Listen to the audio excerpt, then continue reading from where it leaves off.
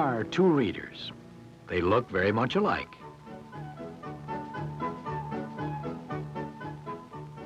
This one's a good reader. But this one's a better reader.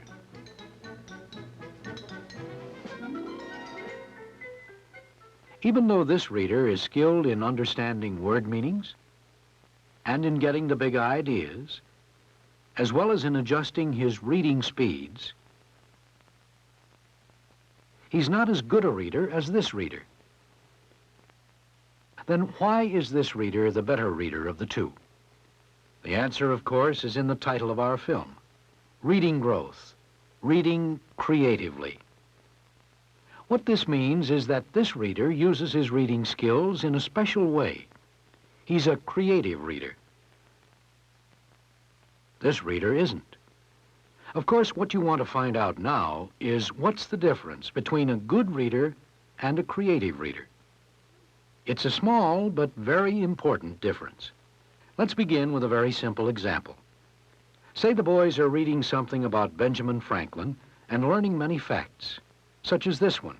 He invented bifocal glasses. Now, our good reader will simply add this information to his collection of other facts and ideas about Franklin. But before our creative reader stores this fact away, he does a very important thing. He questions the fact. You see, he reacts critically to what he reads. Invented, he might ask himself?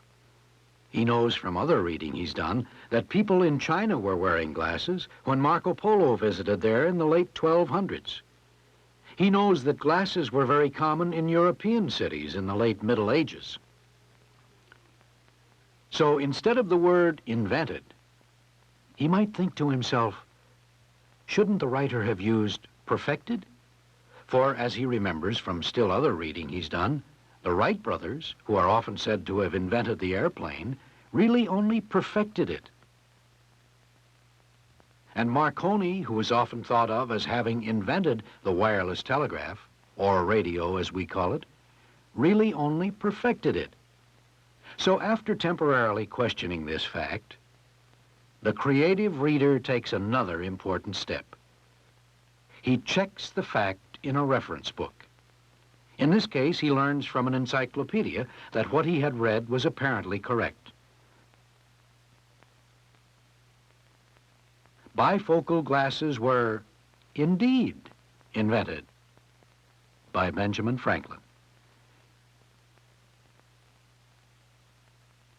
Perhaps now you can see that for one thing, a creative reader is a critical, questioning reader who checks the important ideas he is reading. Franklin and the bifocals were just one example. Now let's see a creative reader at work in other ways. We'll start with a reading assignment. The general subject is the American Revolution.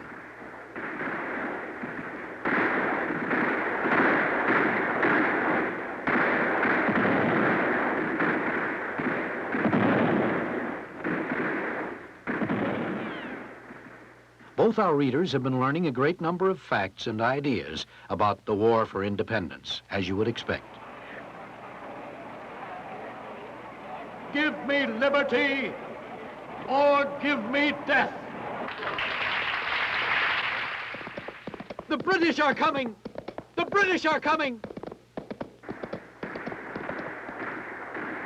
Here once the embattled farmers stood and fired the shot heard round the world.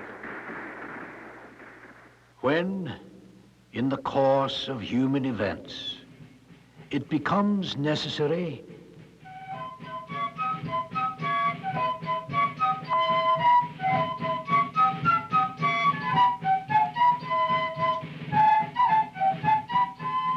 so both readers learn facts. The good reader simply remembers them. The creative reader uses them. How? Well, to grow as a person, for instance. But first you have to know that our creative reader's mother is making something new for dinner tonight. She believes in creative eating. Our creative reader doesn't usually like to try new foods. Now, part of your growth as a person has to do with your attitude toward things that are new. And I know you're wondering what a new food has to do with creative reading and the American War for Independence. Well, our creative reader has just read about the song Yankee Doodle. He's learned that the British wrote new words to an old tune to make fun of the Americans. Here's one verse. Yankee Doodle went to town riding on a pony, stuck a feather in his hat and called it macaroni. You see, the Americans didn't look much like soldiers to the British. They looked different. They didn't have the neat uniforms and the soldierly discipline of the British. So the British didn't think the Americans would be very good soldiers. But the British learned, to their regret, that things that are different from what you're used to may be better than you expect. The Americans were very good in battle, even though they did seem to be only Yankee Doodle dandies to the British. Now, the creative reader is reacting thoughtfully. He's thinking, American soldiers, better than the British expected. New food, maybe it'll be better than he expects. You see, his attitude is changing. And when he finds out the name of the food his mother is preparing, won't he be surprised? Even in little ways like this one, creative reading can help you grow as a person. Watch a creative reader at work again. Here, Paul Revere is being discussed in a textbook. Our creative reader has read about him before. Probably you have, too. Listen, my children, and you shall hear of the midnight ride of Paul Revere. That's from a famous poem by Longfellow. But as our creative reader recalls the poem, something seems odd to him. The textbook says that William Dawes rode with him. He thinks about the title of Longfellow's famous poem. It isn't called Paul Revere's Ride, and William Dawes also. Why? Our creative reader is still asking questions about what he's reading, but he is now also comparing more than one source on the same topic. In comparing, he's aware that the different authors' purposes are different. He thinks of Longfellow and his reason for writing the poem. Although Longfellow based the poem on a real event, his purpose was to entertain, not to relate facts. On the other hand, the modern author of the textbook meant to inform his reader. Faithfulness to facts was important to him. The purpose of the poem is to entertain.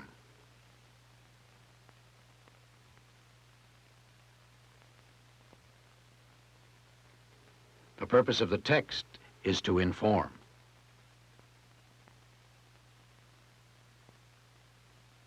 But since there's still a question in our creative reader's mind, he will check the facts in another source, an encyclopedia.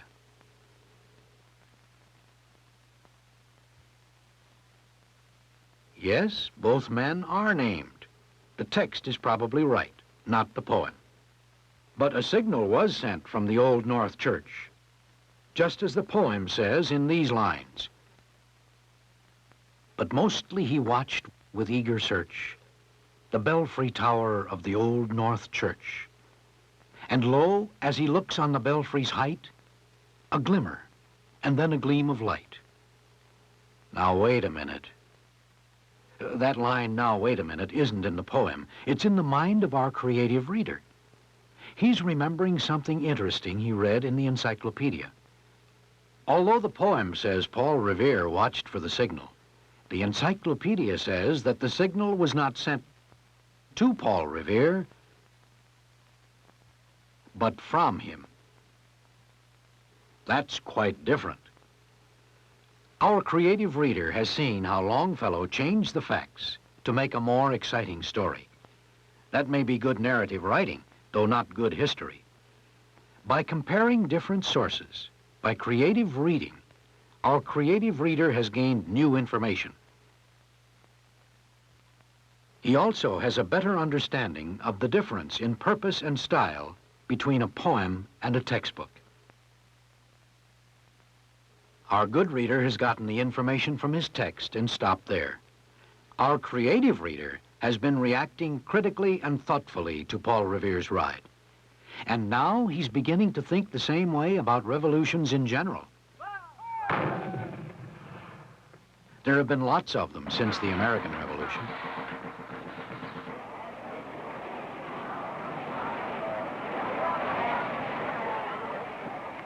There's even a story about a recent revolution in the newspaper. If our good reader reads the story, he might not relate it to his schoolwork, as our creative reader will certainly do. He's going to compare what he knows about the American Revolution with what he reads about this revolution. Who are its leaders, he'll ask. What do these men want compared with what the leaders of our American Revolution wanted? What were the reasons why our revolution was successful? Will this revolution succeed? If it doesn't, as ours did, you can see that our creative reader may understand why. Now, our creative reader is going to use his skills in reading about quite a different kind of revolution. At least this ad says it's a revolution. And the writer of the ad has other things to say about some new drink called pink. Do you have to agree with everything he says? Not if you're a creative reader, because then you talk back to a writer. Nothing like pink? What's the proof? The best? Who says? On the other hand, the creative reader may agree with an author's argument. The point of this little example is just to show you that creative reading can be used on all kinds of reading materials. That creative reading is simply a matter of reacting thoughtfully to what you read, of comparing, of asking critical questions. The creative reader talks back to an author. He compares different sources on the same subject. He uses what he learns to enrich his life, even in small ways. You see? Two ways of reading. The good reader is not far from being a creative reader. He's just a step away. Becoming a creative reader isn't easy, but the reward is worth the effort. You'll find that putting your own ideas to work is reading in its best sense. It's creative reading.